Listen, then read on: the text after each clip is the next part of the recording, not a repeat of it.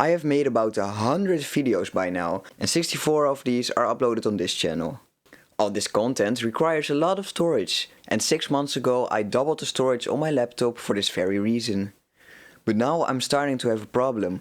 My laptop's 1TB is almost completely used up, and my external 1TB SSD, which I use for backups, is also completely full. It's gotten so bad that I had to start splitting large files between my laptop and my external SSD, leaving some files without a proper backup. Not ideal, right? It's time for an upgrade.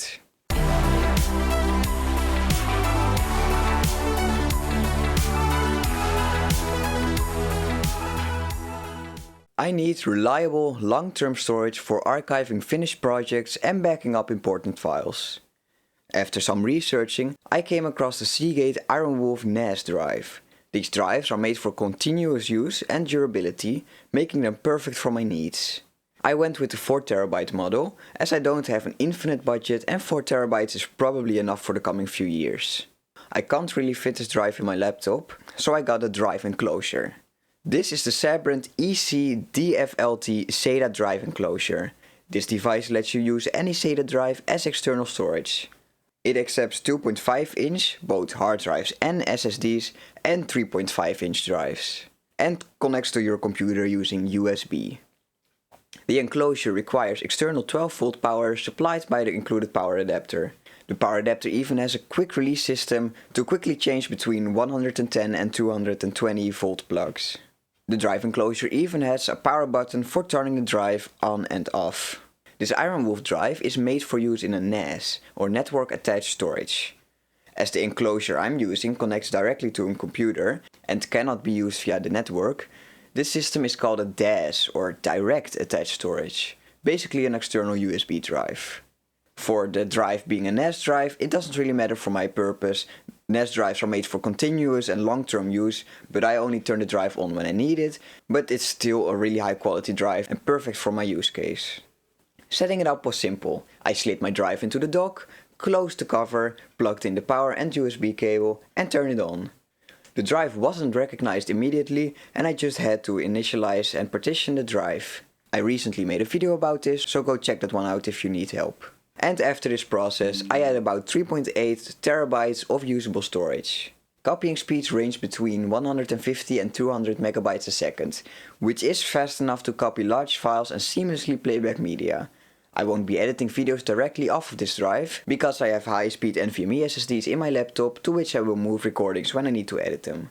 Why did I choose a hard drive and not an SSD? Well, hard drives are much cheaper per gigabyte compared to SSDs. Hard drives are slower, but I don't need speed for this storage. I already have a terabyte of high-speed NVMe storage in my laptop for active projects. What's my workflow? Here's how I manage my files. Critical files are stored on both my laptop and the NAS drive. And I've even made an offsite backup on a random 500GB 2.5-inch hard drive I salvaged from an Xbox One.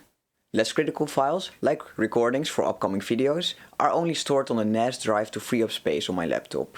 The NAS drive is only turned on when I need it. Keeping it off most of the time reduces wear and protects us from ransomware attacks, as the drive isn't physically connected to my computer at all times. And now the most important question, does the setup work? Yes, it works great. The Sabrent enclosure takes about 20 seconds to boot up, but that depends mostly on the drive. And transfer speeds of 150 to 200 megabytes per second are more than enough. However, this drive gets pretty hot during heavy use, so I recommend leaving the enclosure open while transferring files. Alternatively, you can buy the version of this enclosure with a built-in fan, which I'd highly recommend for anyone planning to use it for extended periods of time. What's the next step?